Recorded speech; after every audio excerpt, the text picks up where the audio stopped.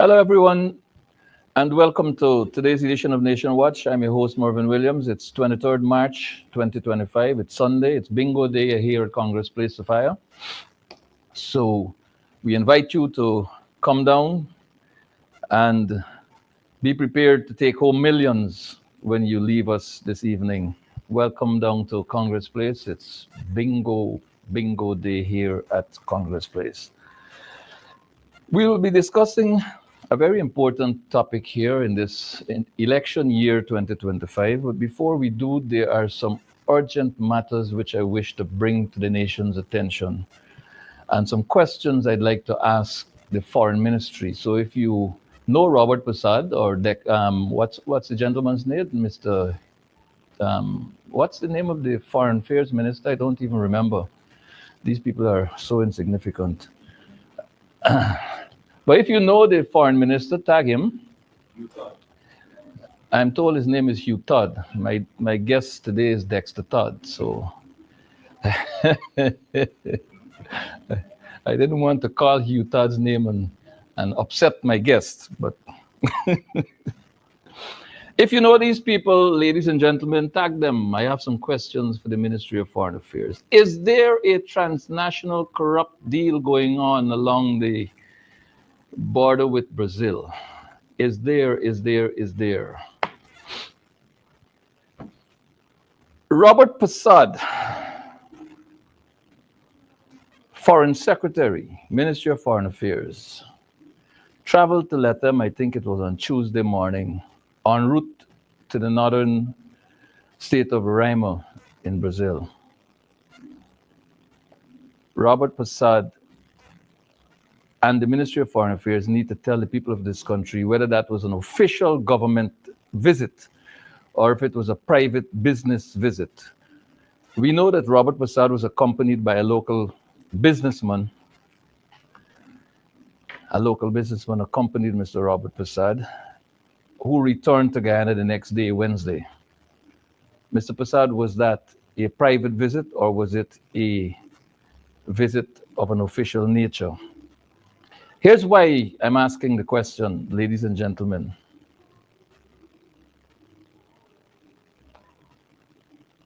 Trucks coming to Guyana from Brazil bringing grain, corn, soy, and so on, often took back cargo from Guyana and hired to Guyanese business people in Latam. Caused a problem. Guyanese business people in Latam complained to the Ministry of Foreign Affairs.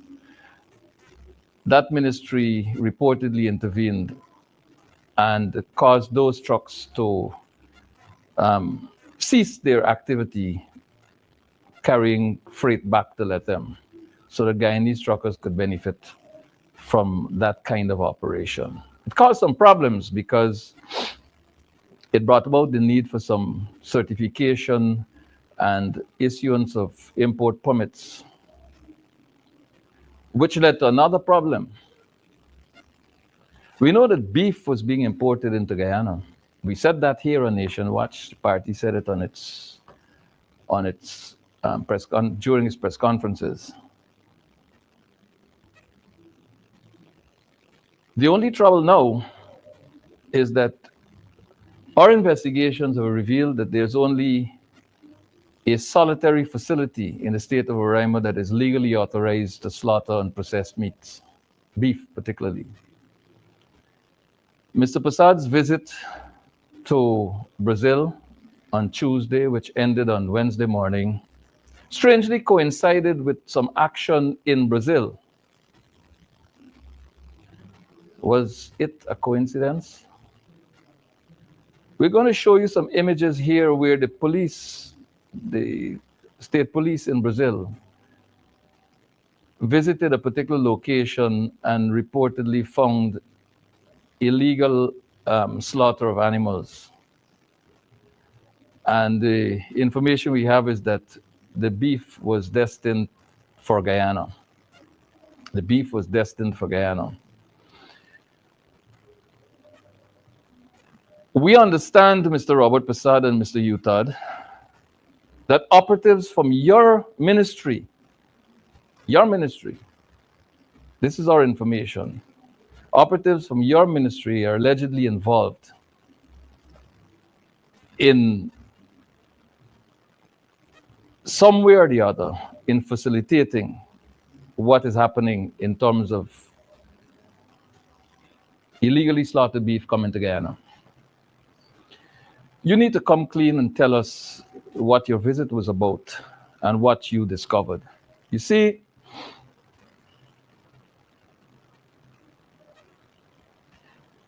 sometime last year, and the Ministry of Home Affairs may be interested, and the Guyana Revenue Authority may also be interested in this. In the municipality of Bumfin last year, an illegal activity was unearthed, an illegal printing activity. And we have unconfirmed reports that Guyana documents, official documents issued by agencies in Guyana were being forged across there, including birth certificates. This didn't make the news in Guyana, but the GRA may be interested because their Asikuda system, as I understand it, allows only for scanned documents to be electronically entered into their system when it comes to imports and export. So they have not had the opportunity to check the authenticity of the certificates issued by the relevant authorities in Brazil for beef coming to Guyana. I urge the GRA to get to those importers and ask them for the original certificates issued by the agencies in Brazil for the beef exported to Guyana. You might be alarmed. It appears as though not all is well in the import of beef to Guyana. And it's interesting that Mr. Prasad's visit and exit from Brazil coincides with the discovery of illegally slaughtered beef. We'll show you those images again, very unsanitary conditions. And if it was an official visit by Mr. Prasad, why did he spend only one night in Brazil? Why? Speak to us on this issue. This is a kind of unsanitary condition that the state police in Brazil discovered, in which beef is slaughtered destined for Guyana. And we have had what the Ministry of Health has been denying, but it's finally come around to accepting and acknowledging that there is an outbreak of hand, foot, and mouth disease in Guyana. The question for the Minister of Health, therefore, is there a connection? And we have some images of patients in that regard. Is there a connection with hand, foot, and mouth disease outbreak in Guyana and illegal beef coming from Brazil, which was slaughtered and kept in unsanitary condition? So, ladies and gentlemen, if you have connections with the Ministry of Health, the Ministry of Foreign Affairs, the Guyana Revenue Authority, and the police division in Letem, tag them. Let them look at this program and evaluate the information just provided. And you know what's interesting? What is interesting is that there's some political ambitions being exercised here. And I'll tell you, Mr. Robert Prasad and Mr. Todd, and even you, Mr. Jagdeo, that one of your operatives is after the job of the regional chairman of Region 9, Mr. Brian Alicock. And he's getting closer and closer to you to get cover so that he can do the nonsense that he's doing in the hope that you'll cover him. Cut him loose. Cut him loose. He's bad news. We move on, and we'll take a quick look at what happened recently. I alert Guyanese that my information is that this did not happen in Guyana's waters. But the Ministry of Home Affairs and the Guyana Defense Force needs to speak to us as a nation. There was this naval vessel that was videoed from Guyana's shore. My understanding is that this is likely to be a vessel that is returning to Venezuela along the Amacura River from its base, from a military base at a place named Wausa. The Amacura River separates Guyana from Venezuela, as I understand it. And so this river, if it is in fact the Amacura River, is the border between the two countries. But here are the official questions I wish to pose to the Ministry of Home Affairs, the Office of the President, and the Guyana Defense Force. Have you examined this video? Are you satisfied that you know the location of this vessel in this video? Are you comfortable that it is not in violation of Guyana's territorial space? Are these two boats here and a barefoot soldier Guyana's response to that military vessel from Venezuela, flying the Venezuelan flag right alongside Guyana's territory? A 15 horsepower outboard motor and a 25 horsepower outboard motor sitting on two little tinning boats, as we would say in Guyana, with a barefoot soldier. Is that Guyana's defense to the kind of vessel that is going there that allegedly collected a boat belonging to a Guyanese citizen and taking it away?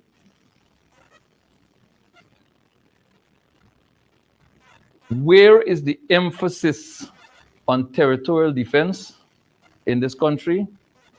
Where is the interaction of His Excellency the President with the citizens of this country to bring us up to date with what's happening on our frontier with a hostile neighbor, Venezuela? These are our vessels, and the one in the big river there is the Venezuelan vessel. Citizens, this is being brought to your attention as a public service announcement. This is not attacking anybody. This is the reality. But I assure you that my information, because I checked this, I spoke with people, and my information is that the vessel is not in Guyana's waters. Where those two little tinning boats are, that is Guyana, I am told. And the other side of the river is Venezuela. This is what I've been told. The GDF needs to come clean and tell the citizens if there is a risk and whether or not this vessel is in Guyana's territorial waters.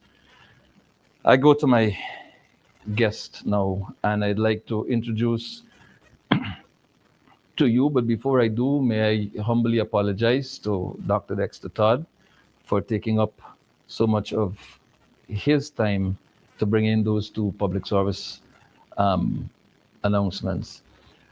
Ladies and gentlemen, Mr. Dexter Todd, Dr. Dexter Todd, attorney at law, is my guest today. Dr. Todd, I'd like to welcome you to Nation Watch and thank you very much for joining me here. I know that it is night where you are.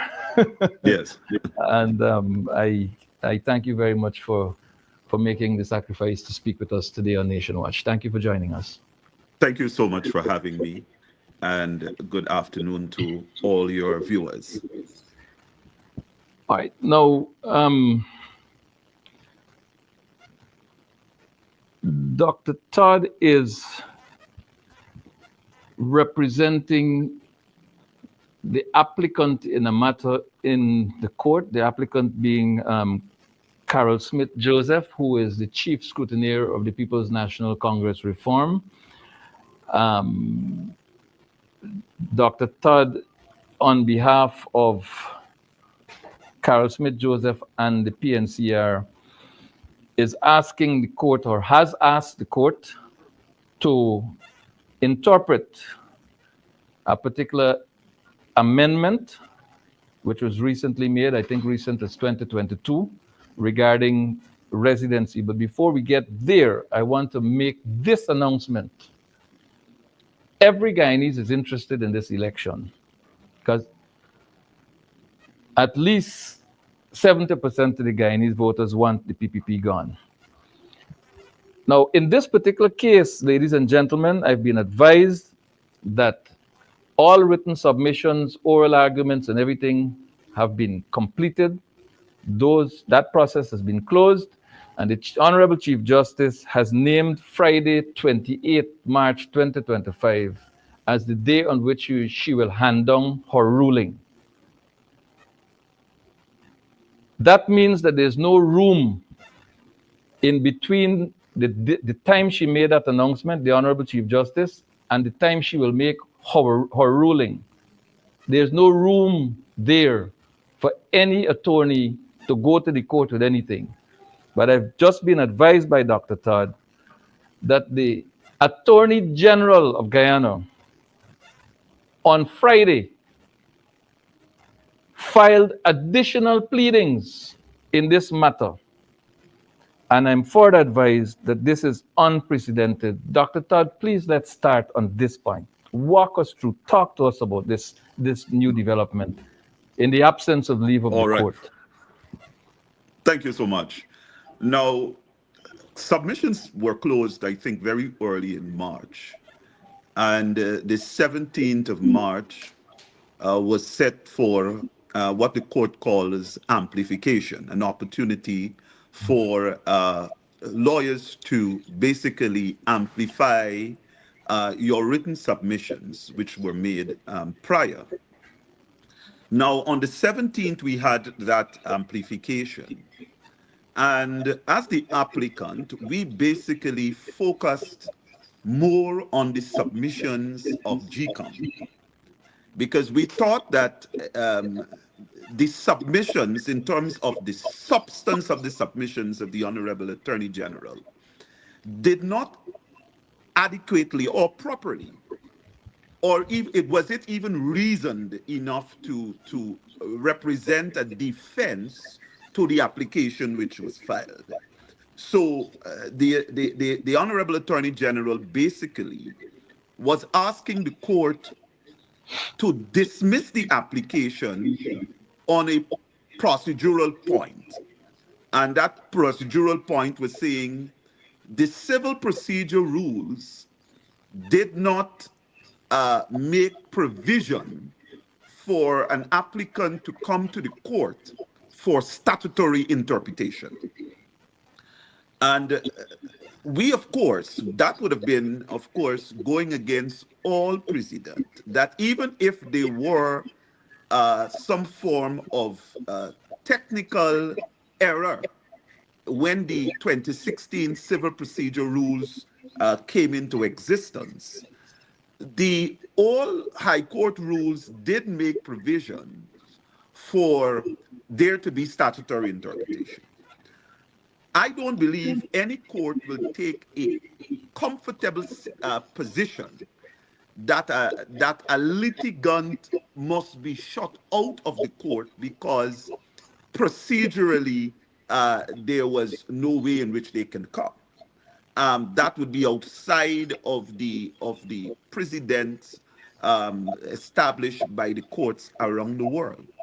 So that was not a strong point. Now, when you went down to the other elements of the submission, it did not really address the issues which arose in the application. So it is my view that the Attorney General was not comfortable in the position to represent a sound legal point. Because you see, this is an issue where we're asking the court to give an interpretation. And that interpretation can, of course, be instructive to GECOM, or of course it can be instructive to the instructive for the legislators, so that they may know that there may be other steps to be taken.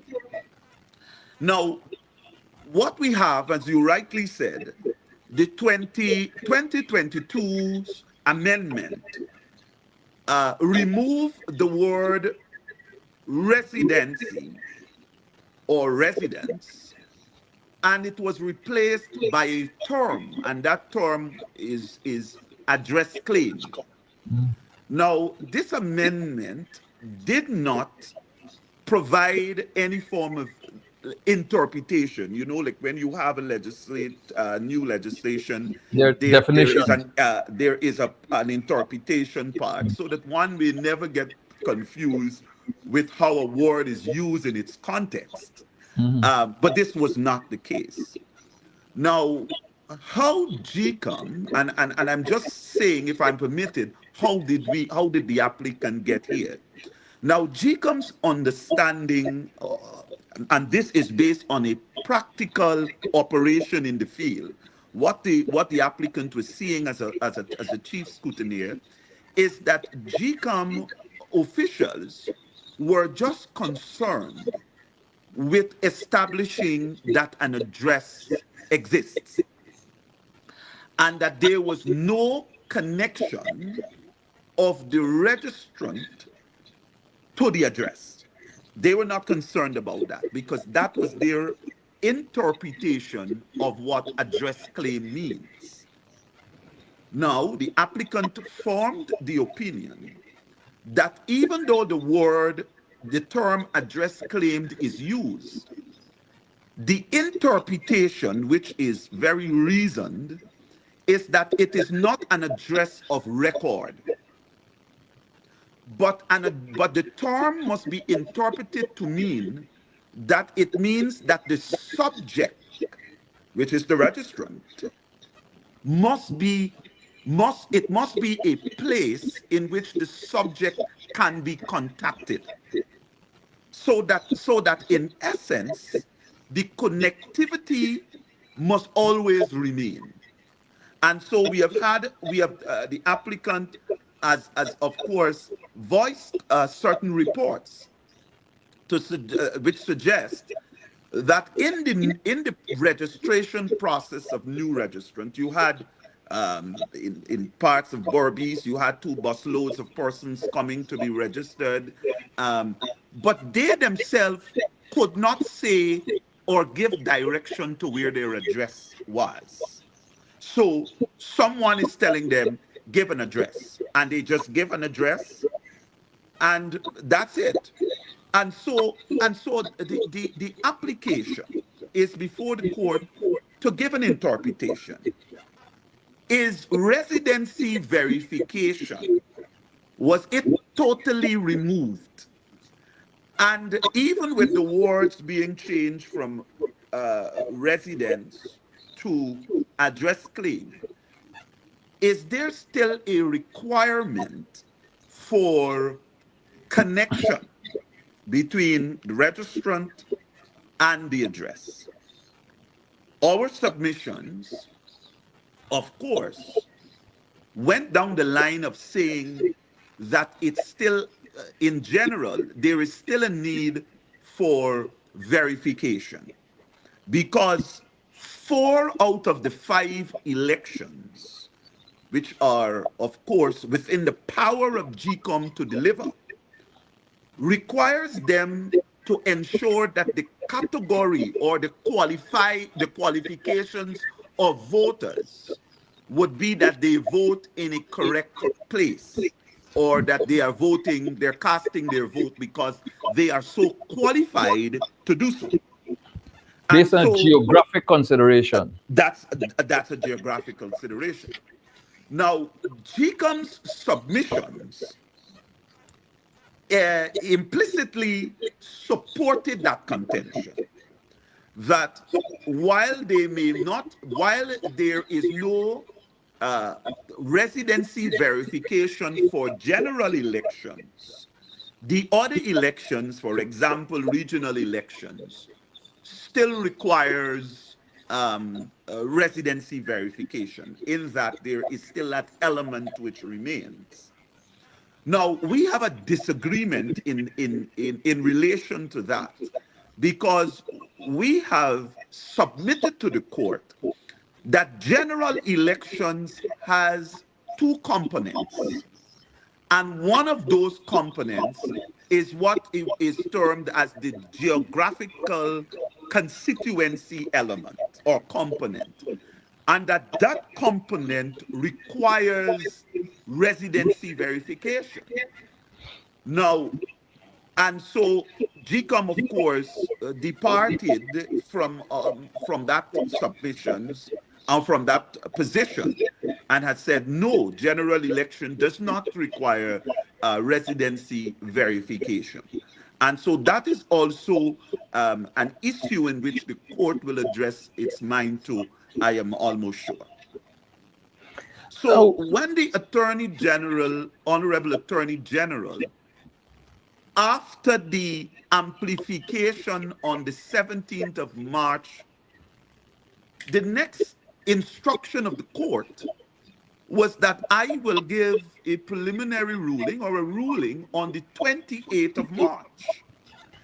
At that point in time, there was no application to the court for there to be an additional submission by the Attorney General. So on Friday, when we learned that in the portal, because you know Guyana has gone now to filing submissions and applications virtually. And so when we learned that in the portal, there is an additional submission filed by this respondent, it caught us all by surprise. And because I would sense why that is so, because immediately after the submission you had the CEO of GECOM coming out publicly and distancing himself from the submission of the lawyer, and you had that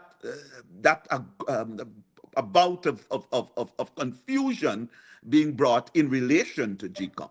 So I would just anticipate that what the Attorney General was attempting to do at this stage was to represent a particular position, but the time is gone. after he drafted the release, which didn't get traction. Yes, yes. So the court, this is without leave. I am not sure that the court will entertain that additional submission. Of course, we are at the stage of ruling, so we of course did not reply to that. Dr. Todd, it is alarming that the Attorney General feels the way he does about residency. I mean, when this new electoral system was put in place in 1980, the country was divided into 10 administrative regions, 10 geographic regions. Those were divided into sub-regions, and they were demarcated. They were mapped. The sub-regions were subdivided into districts. Districts were divided into communities. Communities were divided into neighborhoods. Neighborhoods were divided into people's cooperative units. All of these local authority areas were demarcated, were plotted on a map, were numbered in the case of people's cooperative units. And those numbers for the PCUs are equivalent, by the way, to zip codes in the US and so on. Why would a government take time to statutorily provide for boundaries within a country if residency within these boundaries did not mean something to the electoral process, which it was now defining?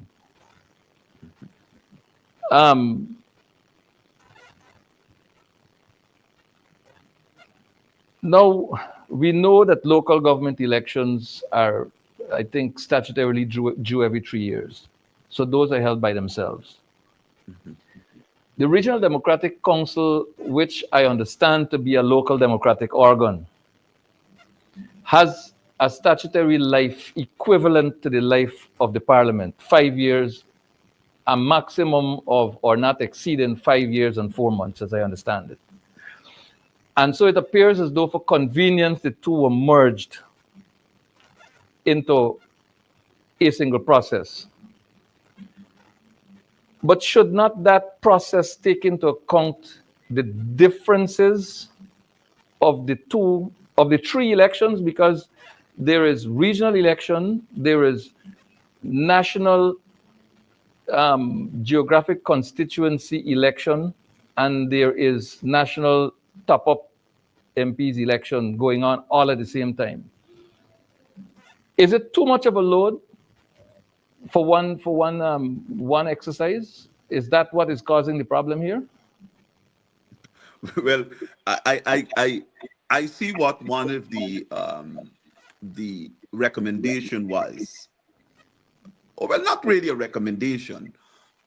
One of the consideration, I must say, which was made by counsel for GECOM, was, in all intents and purposes, regional and general elections are two separate elections. And I don't think there is anyone which can rightfully go against that understanding, because the laws and there are two different legal systems which allows that election to take place. Now, there must have been a particular reason why the two were accepted in Guyana historically on the same day, and were just demarked, were just separated by perforated line, so to speak, right? There must have been more than just saying the elections can take place on the same day. We believe that there has always been commonalities in terms of the qualifications, because it flowed out of one list. Now, one of the problems that GECOM legally represented in court is that with the amendment of saying that the general election does not require any residency verification, regional elections requires that residency verification. Now, historically, when the electoral roll was produced, it was produced, and so there was only one list in which persons checked their names on polling day and voted. So you have a serious contention now, and I figured that's why a consideration for GECOM, because I don't believe the lawyer was making a recommendation. I believe the lawyer was, of course, going down the line of saying this might now be a consideration of GECOM, that they may, because of the fact that the two elections now are so separated and distinct, that it requires qualifications in two different areas. You may need to have two lists prepared or produced, which is now going to be a new approach that GECOM may have to consider. And that is the reason for that, is because if you are saying no residency verification is required on one, the other one there is, and therefore the same list cannot be used. And so that is a consideration now which faces GECOM, and that, of course, which it seems to be a fair one. It seems to be a very fair one.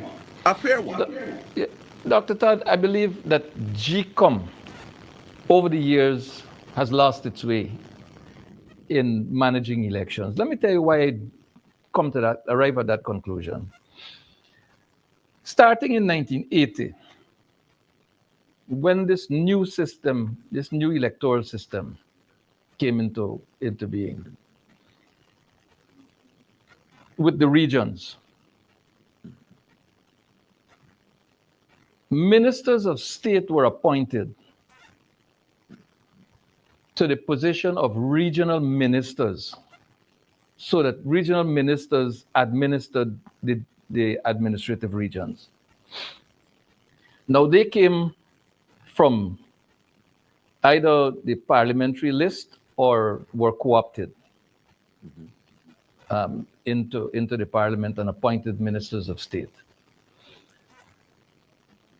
In 1985, the system changed again, where the regional administrations now, having been through a process of regional elections, the regional administrations now elected their regional parliamentary representatives, so that those regional parliamentary representatives came from the RDCs. Yeah. And then the system changed again in 1992, where you had the hybrid system that now obtains at national elections. So that from 1992, the RDC started to elect councillors. And councillors of each RDC elected from among their number one to be chairman. Yes. So that is how the RDC became what it is today. There was still, however, the requirement for regional representation in the National Assembly of the Parliament. Yes. Here is where this hybrid system came into being, where 25 of the parliamentary seats will now come from the 10 administrative regions Yes. following national elections, and the other 40 from the national top-up list. I believe that somewhere there, the opportunity may have been missed to put in place the requisite statutory provisions to cater to the two elections at the national level. I believe that's where this problem seemed to be coming from, because the one voting for national election remained. And because the RDC now exclusively handles RDC business and not parliamentary representation election, this element of residency appears to have been overlooked. And it seems to me that the attorney for GECOM was onto something when he made the point that he made.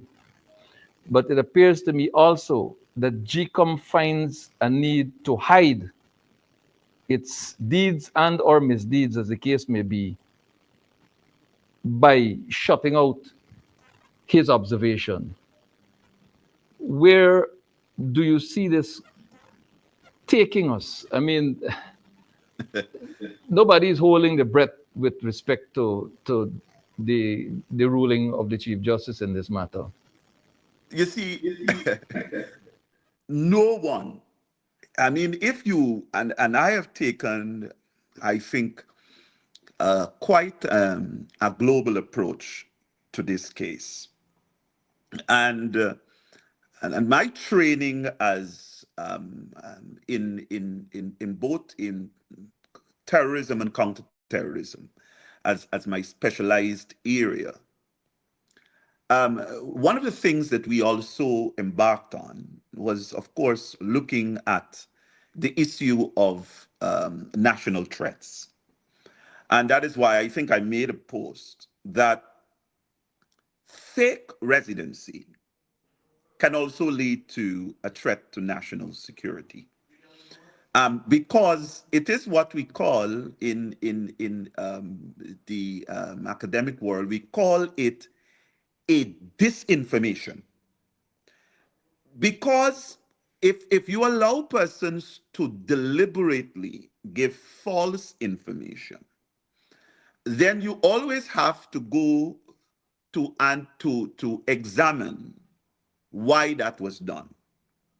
And so in this case, where persons are giving false information, is it for the purpose of manipulating or affecting a particular geographical constituency as to the results at that particular constituency, which is very dangerous. Now, I go back to Articles 9 of the Constitution. And I think sometimes as citizens and as voters, we underestimate the power of the people. Now, this says, and I quote, sovereignty belongs to the people who exercise it through their representatives and the democratic organs established under the Constitution. Now, the power is in the hand of the people. Now, if you are going to give power to somebody to cast a vote, that person must be so qualified to do so. Now, I think we mix this up with the ruling of the Christopher Wren case, which, of course, led, I would say, substantially to the amendment in 2022.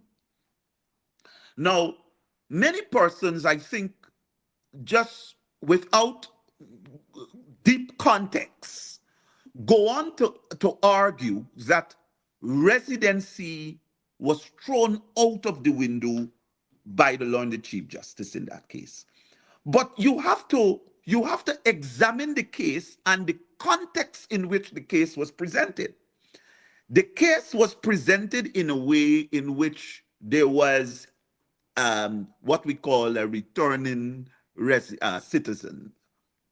And so that person was already registered on the National Register, or the NRR as we know it.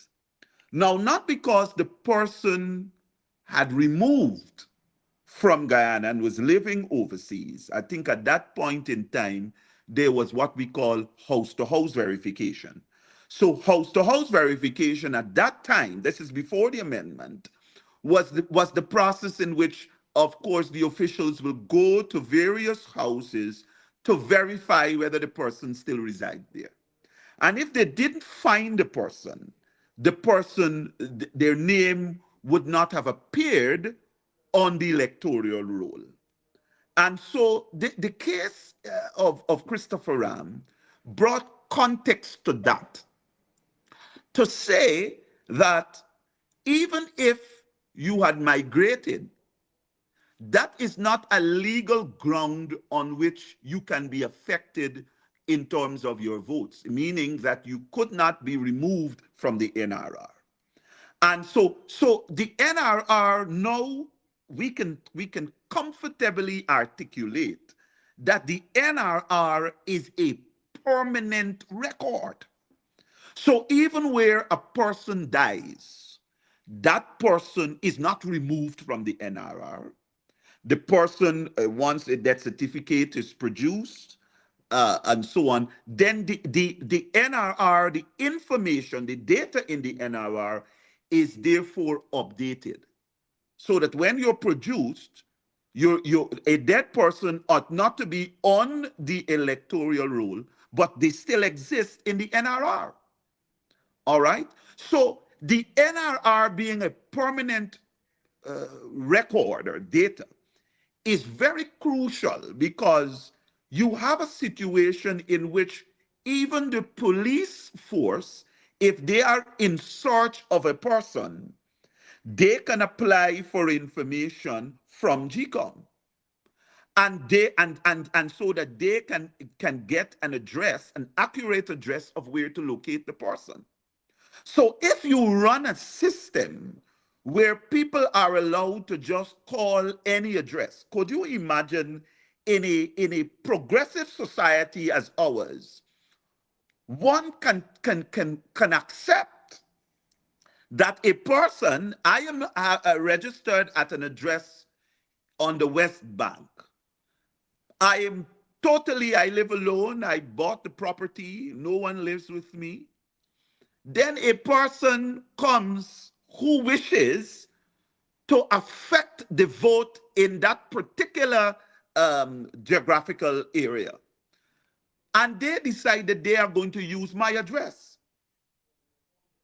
And I am saying when GECOM comes now to verify that there is an existence of that address, they now turn away by saying, oh, the address exists, and that's it. We can't accept such an operation because there, as the applicant has stated, there were live situations in which no one living at the address were of course connected or recognized who the registrant was. So that in itself runs a situation where there can be a national threat, because you have the identity not only of name, date of birth, but you have the identity, and when we look at it and from that perspective, which is a sham, is a sham. The person doesn't live at any recognized location in which they can be contacted. And Sorry, go ahead. therefore, the contention is that the connection must still remain. If someone gives an address, that address must be a place where they can be contacted. That's simply what the case is saying, because the information in the NRR remains a vital information for the country.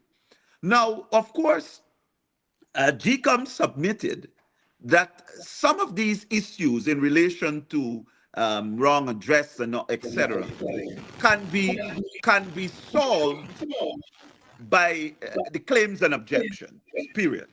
We of course disagree with that, because we're saying that that claims and objections should not be and ought not be for that purpose, for which a citizen is coming to articulate to you that the person who is registered at this address and who is allowed to vote in a particular area is not a person who belongs there. Now, of course, GECOM's official at the claims and objection would just refer them to the Christopher Ram case, which they say residency is not a requirement for the general elections. But that's just so that doesn't solve the problem.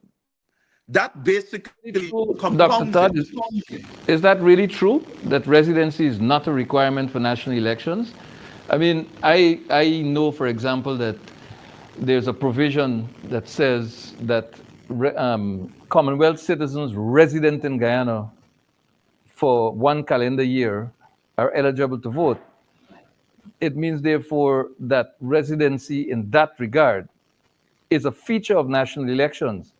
Secondly, if you are not resident in Guyana at the time of, of an election, you cannot vote.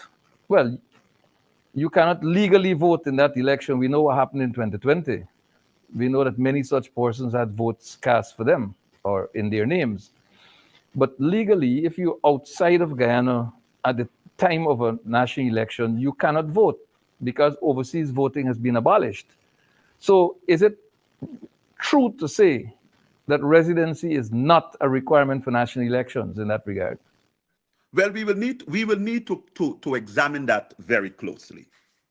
Now, our representation to the court is that residency is still a requirement for general elections, particularly or in the main for geographical constituency. And as I said, GECOM legal representation disagreed, so to speak, on that point, because they looked at general elections as one. Now, you are correct. The amendment did not remove the constitutional requirement for Commonwealth citizens who were being registered to allow GECOM to verify their residency or to verify that they have been domiciled in Guyana at a particular location.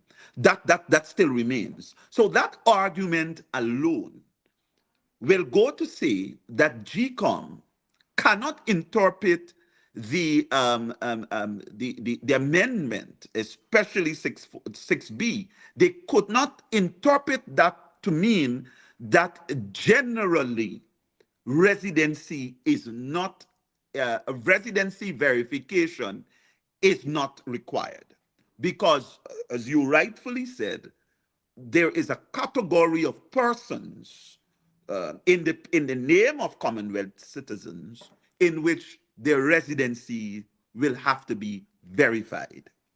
Now we go to the other issue, and the other issue is that the ruling of Ram, and this we can call the progressive nature of how the law, because our laws are developing. Now, from the case of Christopher Ram, that case settled that point in relation to whether an overseas person can return to Guyana and vote. And so I believe, and that case has not been appealed, so that is now the law. A person overseas can come back and vote in the general elections. Now, this is the proposition here. If the person comes back to vote in the general elections, then that person's vote lawfully can only be counted once for the party of their choice, but cannot be counted again for the geographical constituency, because that person would be so disqualified by virtue of the fact that they are not residing in Guyana. Let's explore that. Let's Also, explore that a little bit more. Let's yes. explore that a little deeper. Mhm. And I want to bring you home to a local experience. I was in Mabaruma in 2020, I believe it was. And there was a person there who had registered at Virginujan in the West Demerara, Essequibo Islands, West Demerara, Region 3, Mhm. but had gone to Mabaruma where they had grown up. And they were not allowed an opportunity to transfer, but they had to be home in Mabaruma. That person, notwithstanding appeals to the commission, was not allowed to vote at all because the person did not qualify to vote in the regional elections in Region 1. And the ballot paper is a single ballot paper Yes. with two sections. Mhm. So that if you give that person that single ballot paper with two voting options, you have no control over whether that person votes for the regional elections as well. Mhm.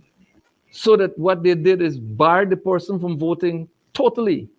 So because of the residency requirement, there was disenfranchisement. Mhm.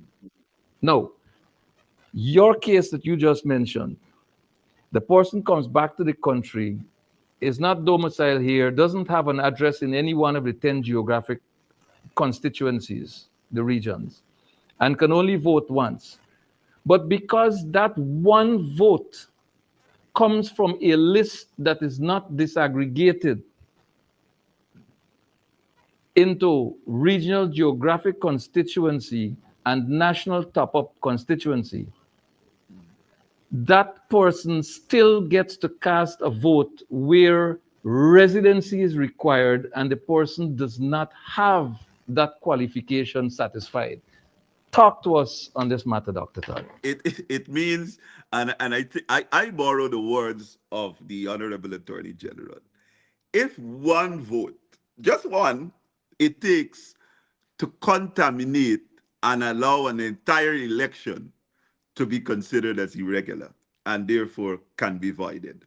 So, really and truly, and that is why I believe uh, legally GECOM had represented to the court that the issues which now comes to the floor is that you will have to separate the lists, because the qualifications of the persons are now separate.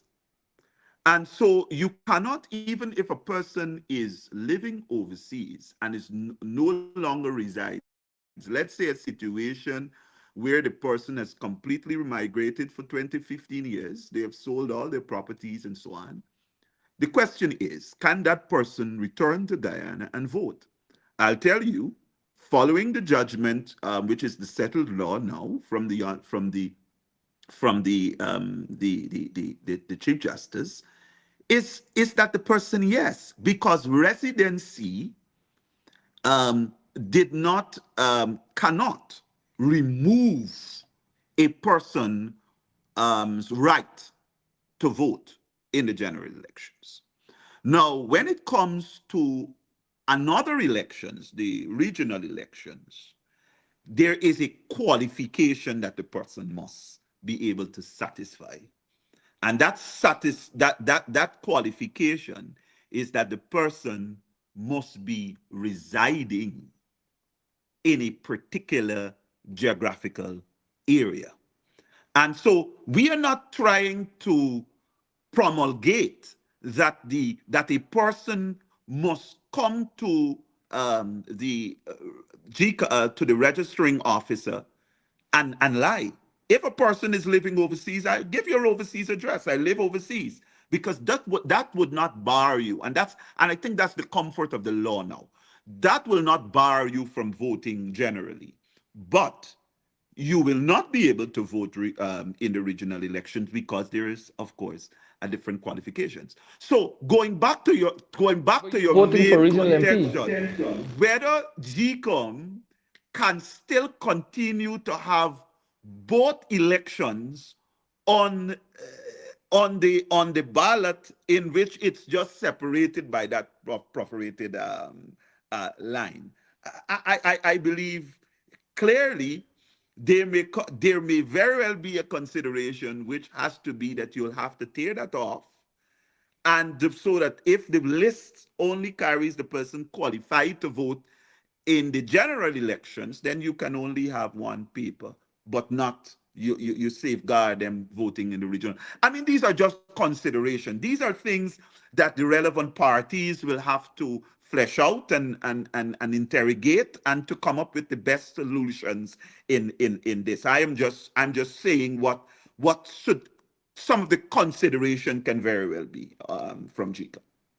Dr. Todd, I want to just ask one other question on this business of the national election here.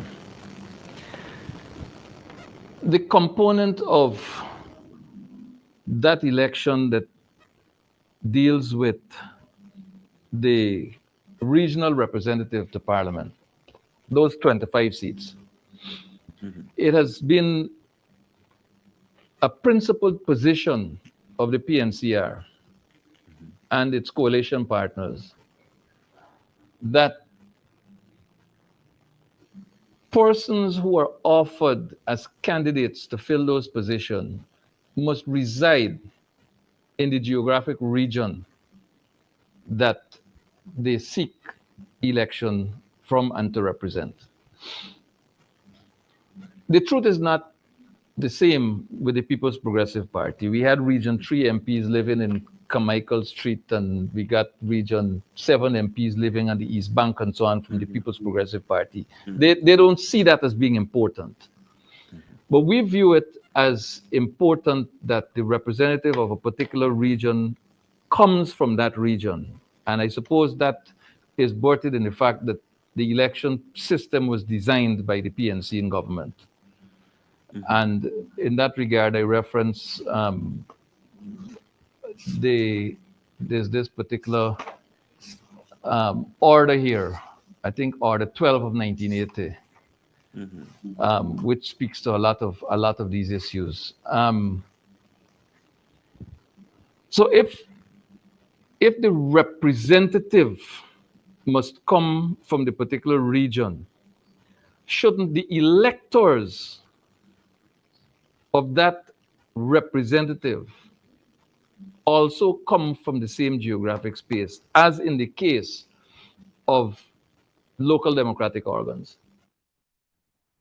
If that were to be the eventual position, how would remedies be applied?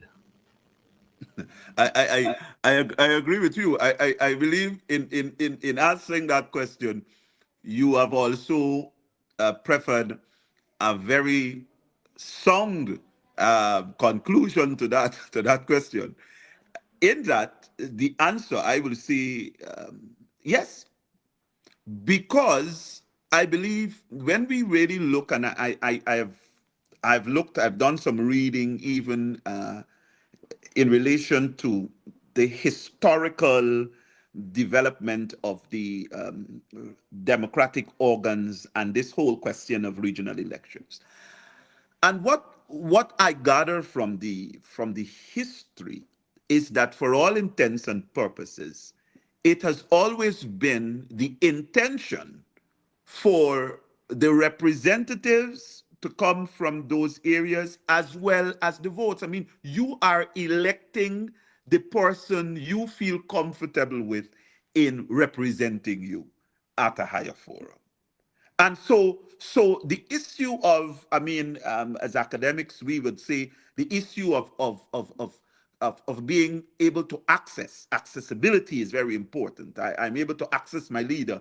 I'm able to voice concerns to them. I'm able to have them to see what is happening in the community in my region. And I'm able to have the representation at a higher level. I believe that has always been part of the underpinning why the structure and system was created like that. Should we depart from it? I don't think so. I have not been convinced that we should depart from that.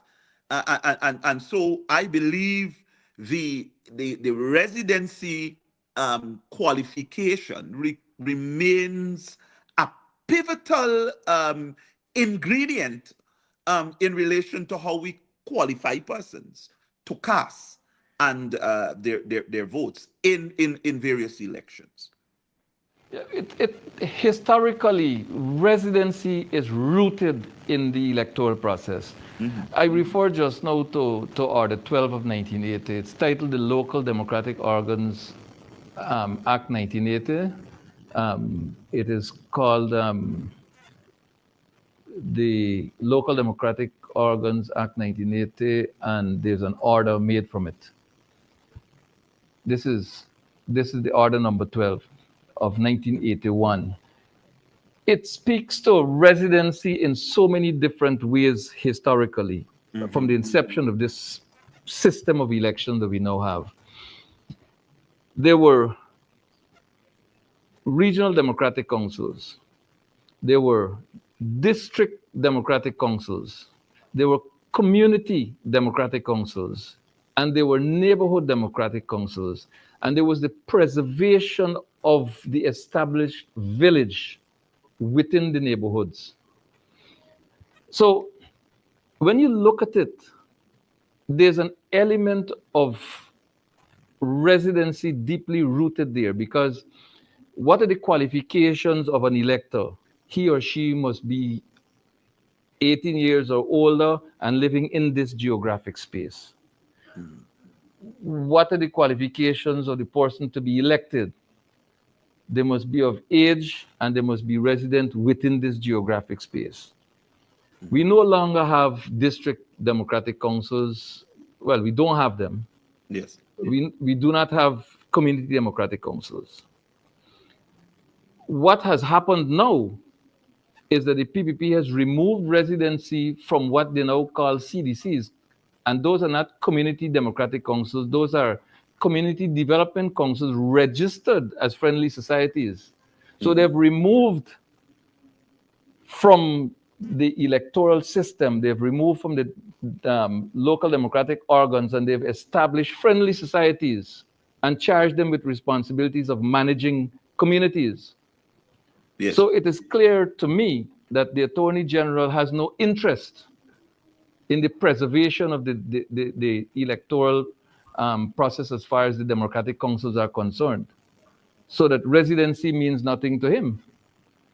But having said that, Dr. Todd, how confident are you that the interpretation for which you approach the court will be favorable to you and the client involved? Well, well, as lawyers, we are never one who anticipates where the court will go.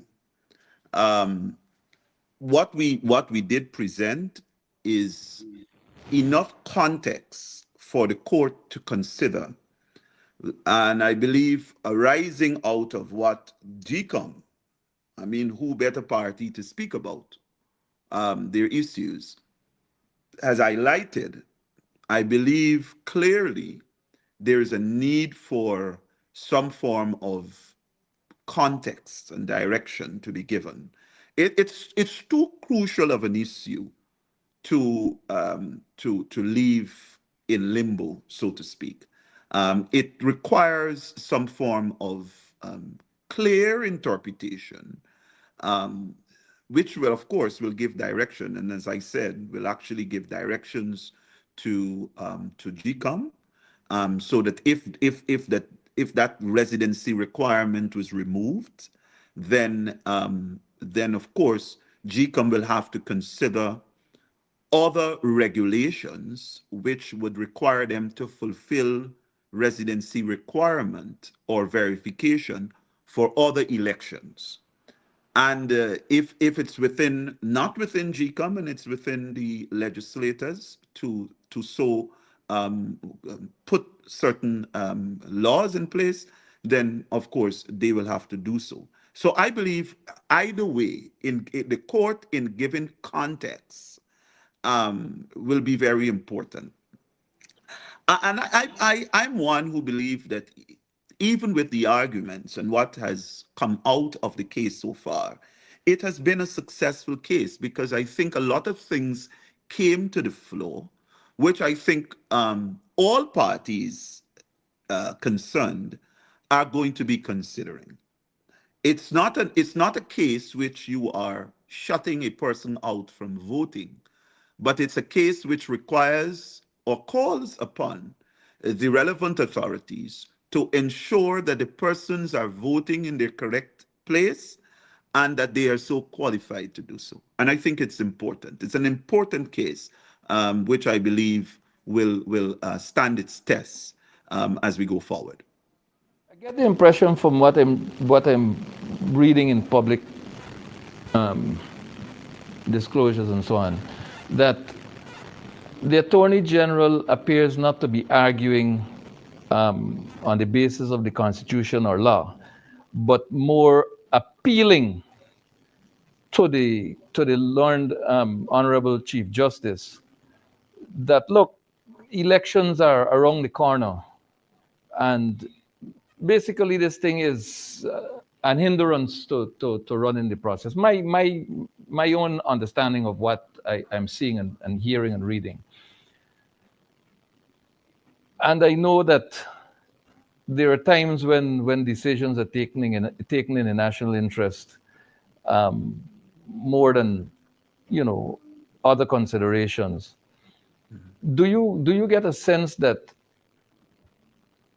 and this is again asking you perhaps to do what you don't want to do, to speculate just a little bit, um, if the determination is favorable to you, to your client, do you envisage the need for any, you mentioned legislature just now, do you envisage the need for the legislature to be called to action with respect to remedying the situation were the interpretation to be favorable to your client? Yes, I think the amendment, and I mean, it's it's unfortunate that one of the comments made was that there were no objections at the time in which this bill was presented by any of the parties in relation to objecting to it. So the amendment was passed That's what was represented, without objections. But I think more as we begin to interrogate that piece of legislation, we recognize that a number of other legislations in relation to elections will need to come into conformity, not only with the Constitution, but also to really give proper effect to that amendment. In that, I believe that while there is a section which says you're removed from residence to address claim, you still have other categories of persons in which the word in which you remove, they still need to be qualified under that word. And so if you're not going to, if you're going to remove the word, then remember, you can't remove and change what is the constitutional requirement. So you will have to again look at bringing that into conformity. And so I would simply say to your question, the legislators, they will have some work to do. I want to also say that it is a misconception in relation to what the action really is. The applicant in this matter is not really focusing on general elections.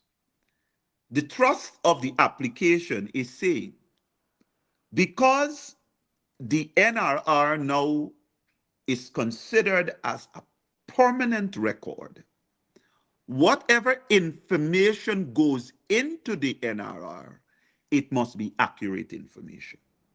And so therefore, the question which arose is when you're dealing with new registrants, is there a requirement to ensure before you input that information that the person who is now registering is connected to an address? Now, remember, this didn't just flow out of the air.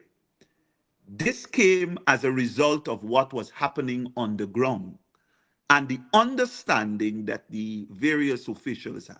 And they were saying that address claim means an address of record.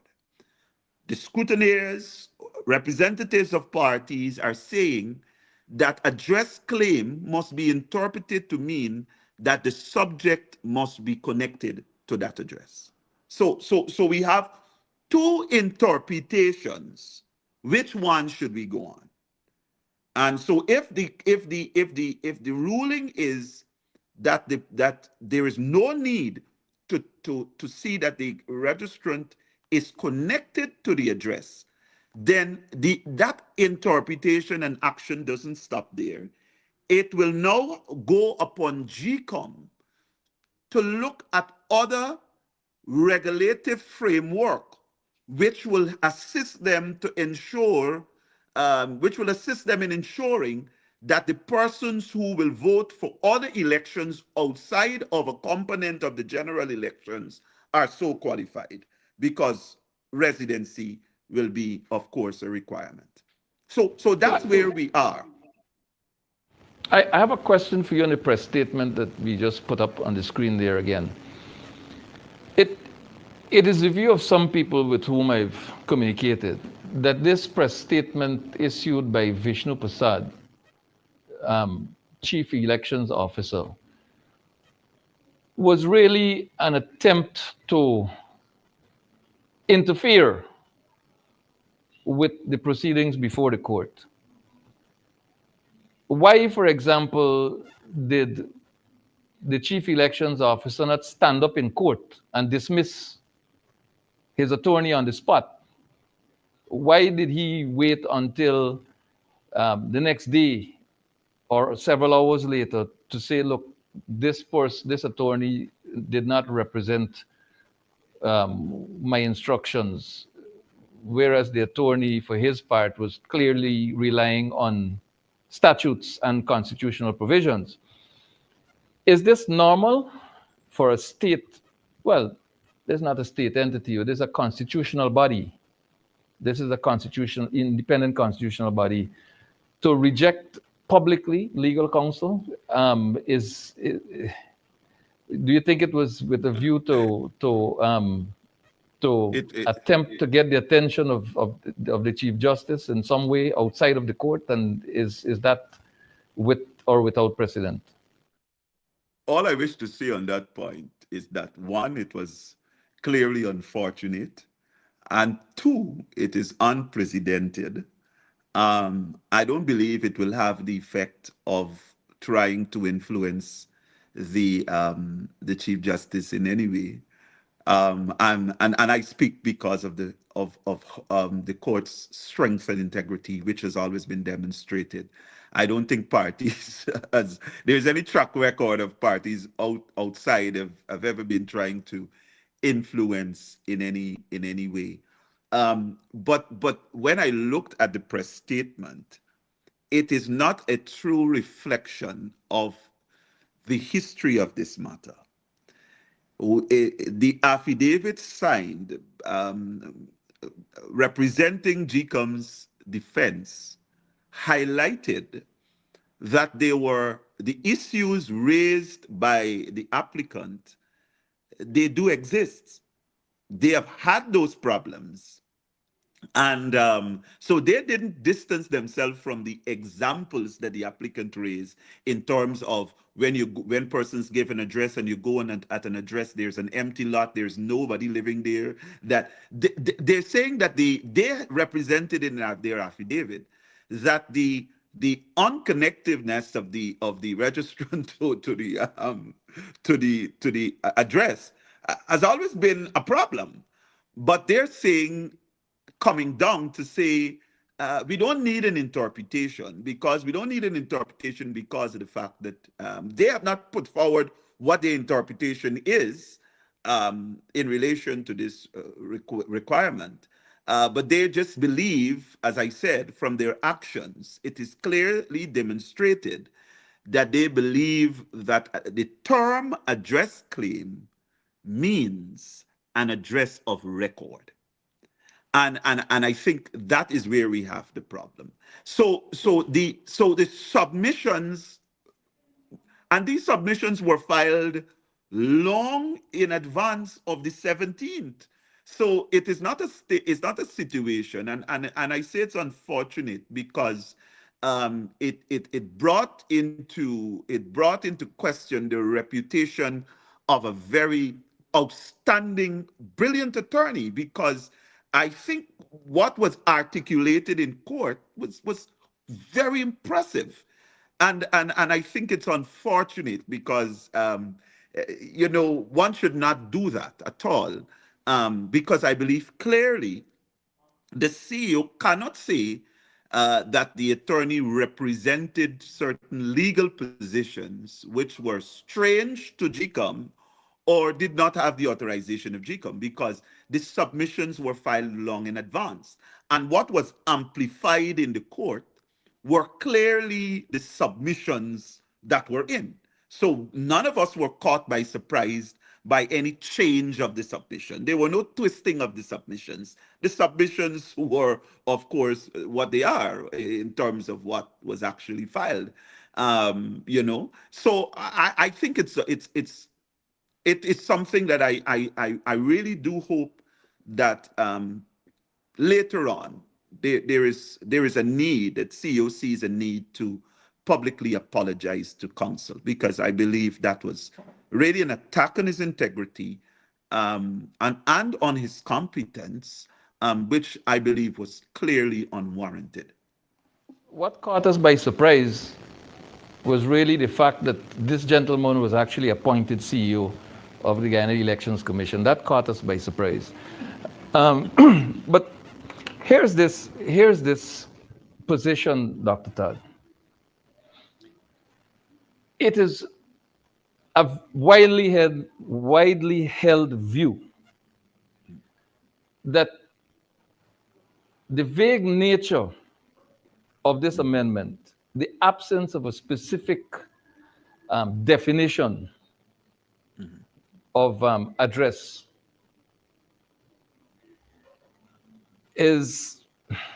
was calculated. You see, demographic shifts are expensive exercises and exercises that take time.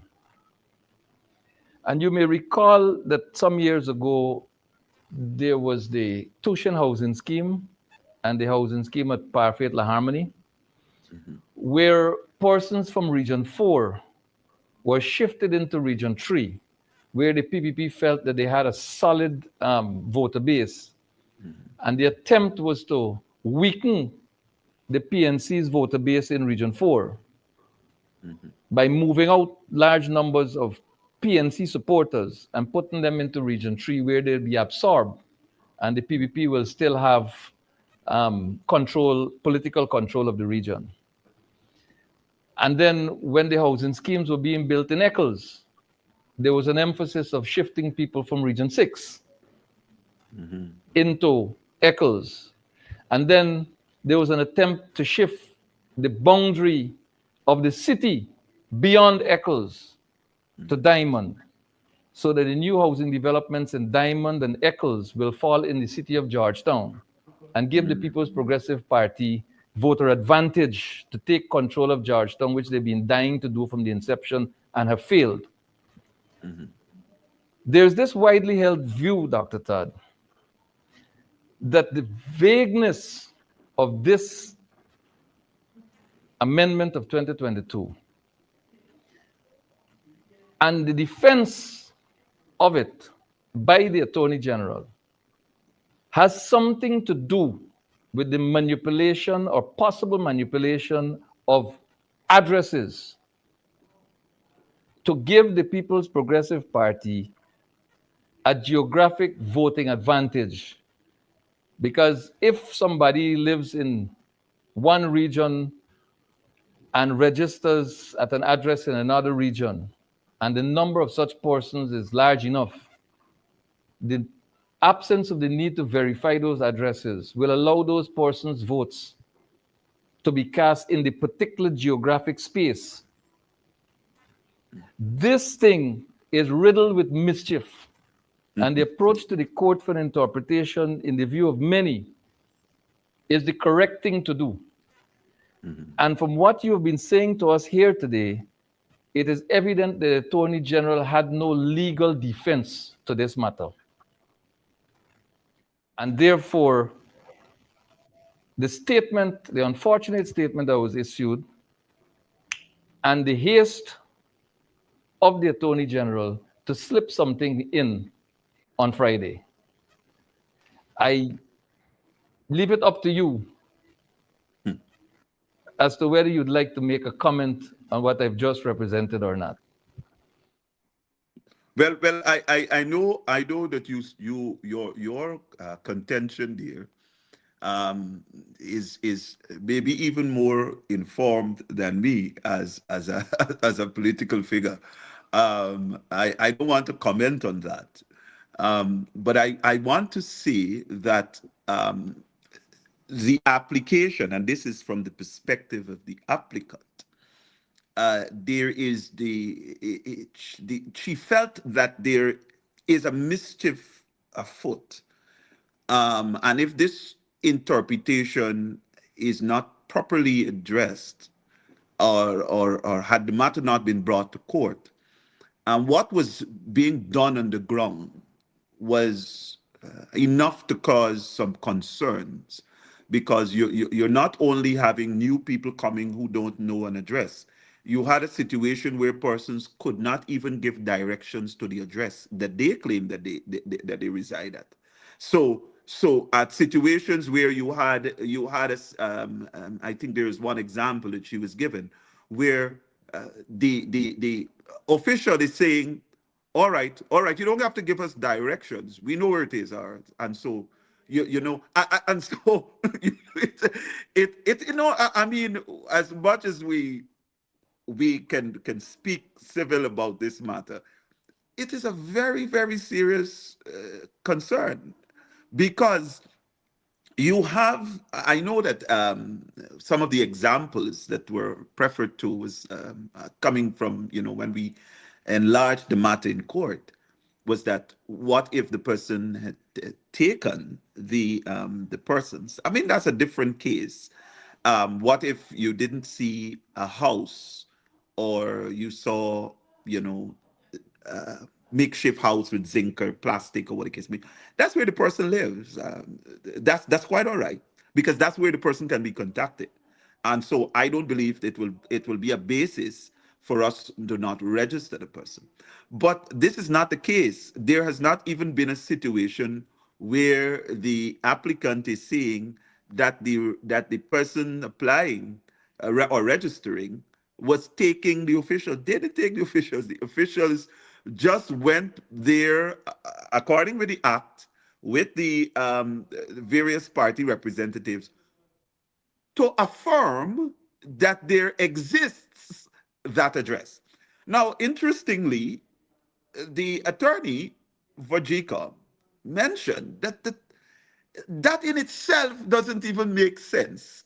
That because this act says that you have to visit, if you, as the GECOM official and the party scrutineer, you are aware way in advance that this address exists, why are you going?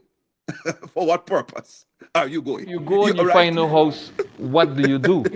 Exactly. As in So therefore, the case brought to the public attention um, about a single building on the East Coast at which more than 110 new registrants claim to reside.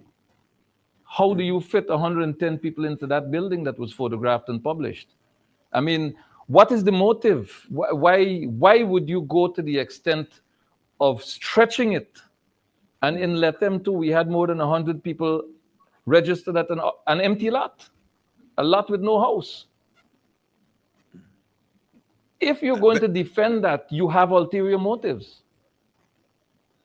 well, I mean, one could raise the argument that that is by choice, that the person lives on an empty lot and enjoys the fresh breeze in its fullness. And And so, and if the person decides, I don't want to have a house, I mean, the we are shimmering not light of the moon.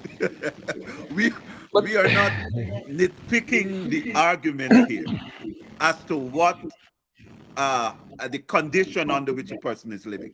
But the question is, are we going to go to that stage where we understand that the interpretation means that the person being the subject must be an address where that person can be contacted? Meaning, can I send a letter to that person? Can I visit that person there and find them there? All right. And so it takes on a practical connotation that you just can't give an address. I want to also say that, let's say, and we're not even thinking of this as far, let's say you who reside at an address, some stranger decides that they are going to use your address. There is a police story, and the police now comes at your address. So all the persons in your house is now arrested. They are persons now of arrested. interest. You understand me? Yeah. The use of an address is quite important. The way in which the interpretation or the application of GECOM seems to suggest that that it now carries no value. The applicant disagrees on that. I have a question. I have a question for you, totally removed from the case, perhaps. The opposition, the joint opposition, the labor movement, some members of civil society, citizens in general have been calling for a clean voters list and biometrics. The call for biometrics is in a limited form, as I understand it. Digital capturing of fingerprints, palm prints, and so on. Some have suggested retina scans and so on, but nonetheless limited. So if you digitally capture fingerprints at the registration process, that has to be tied to a person and an address. Now you're going to use that aspect of biometrics as a means of identifying the voter at the place of poll. So having captured it here at the registration office, the person now presents him or herself at the place of poll, puts down those fingerprints and so on. Would the information coming up not be the person's name, national identification number, gender, age, date of birth, and address? Address. And Yes. would that not aid in the process of tying the voter to the address where residency is required, and we have established that is required at the level of regional elections, and that it may be necessary at the level at one aspect of the national elections? Given that, do you see biometrics as assisting in this whole business of connecting people to geographic spaces and at the same time eliminating or reducing in large measure duplicate voting and impersonation of voters? I would say that the issue of biometrics has been, rightly so, a call by, I would say, all the parties. Government at some stage when they were in opposition were calling for biometrics, and now opposition, they are very strong on this biometrics things call. Now this is I think has been a progressive way in which we have seen a number of countries around the world have gone to have biometrics voting. I think one of the most recent examples that I saw being used is the country of Ghana, which just completed its elections and Yeah. which in a very short time were able to use biometrics. So the issue of biometrics, I think it just goes to underpin that call goes to underpin, I think, that there must be, again, this issue of integrity of the elections.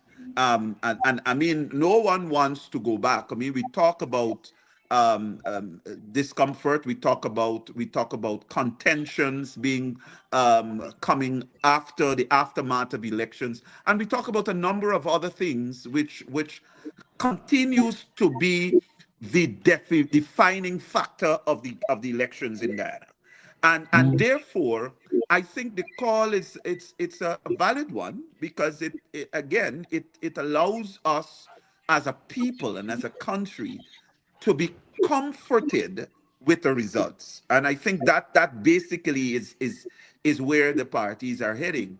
Um, I didn't see, in all fairness to GECOM, I didn't see that GECOM outrightly said it's not something to be considered. I think their argument, based on what I've been reading, um, is an issue of their time. They're saying that it might not be enough time to do that. Well, Of it took course, there four is. years. It took 4 years to discover it would take time. Well, Ghana showed that they were able to do that in weeks. Yeah, So but register in weeks. So GCOM took more than 4 years to discover that this thing will take time, which is yeah. quite So interesting. Dr. Todd, your closing remarks regarding the matter before the court, which will be ruled upon on Friday, 28th March 2025. all I wish to say is that elections remain to be a very pivotal part of our democracy. Selection of our leaders and our representatives. Now, this amendment has caused some form of discomfort and has raised a number of issues in relation to the persons operating on the ground. How do they treat new registrants? New registrants, we're having being registered at different parts of our country.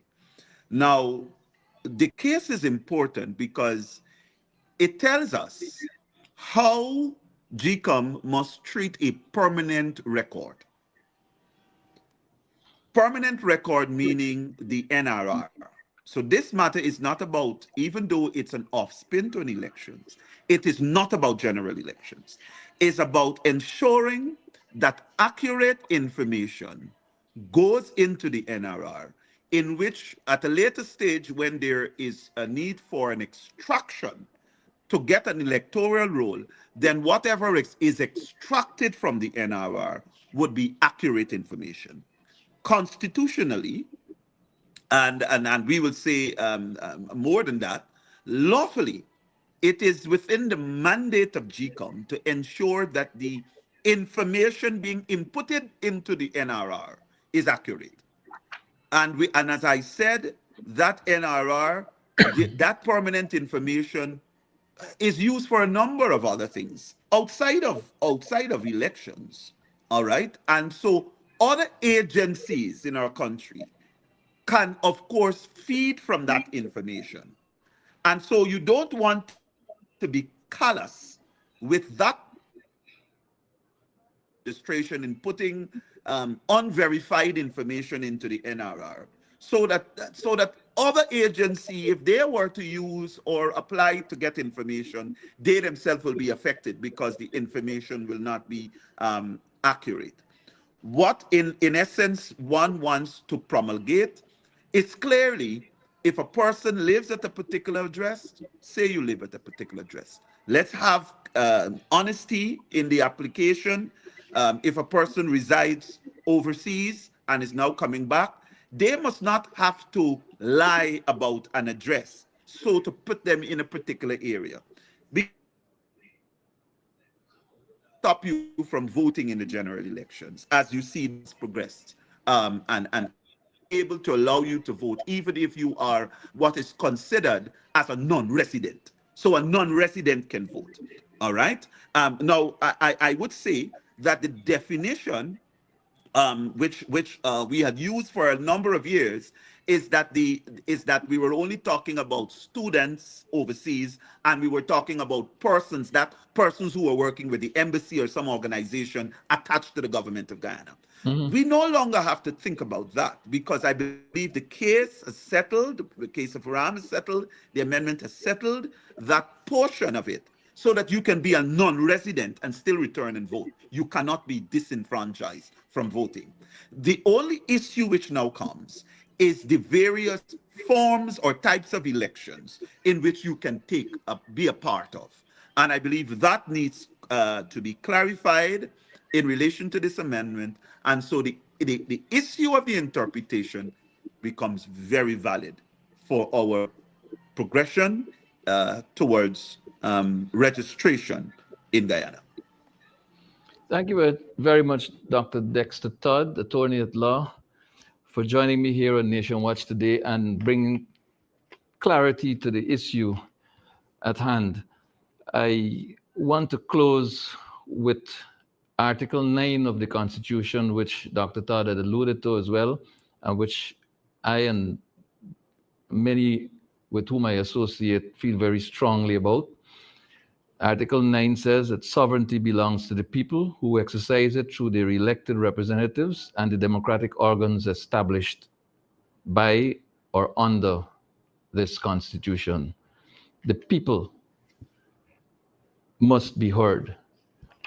The people in this case are represented by the applicant in this case and by the attorney at law, who graciously joined us on the program today to bring clarity to the issue. And we trust that the people will be heard. And well, the people have been heard, and we trust that the people's request will prevail, and we will abide by the final outcome of this matter. And note I say the final outcome of the matter. Dr. Todd, thank you again for joining me, and I look forward to talking with you again after the ruling is made so that we can look back at it and bring more information to the people of this country. Thank you very much. And Thank you to for our having viewers, me. yes, most welcome. And to our viewers, thank you very much for joining and staying with us throughout the duration of the program. It's been a little long, this episode has been a little bit long, but thank you very much for your patience, and we do look forward to seeing you again next Sunday by God's grace. Until then, be safe.